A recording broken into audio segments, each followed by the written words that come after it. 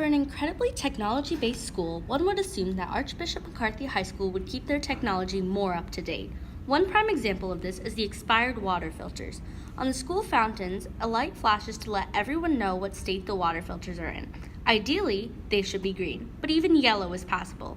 Multiple fountains at Archbishop McCarthy, including the one in the breezeway, has neither the green or the yellow light. It has the red light. This is unacceptable. The filters should have been changed when it was still in the yellow light stage.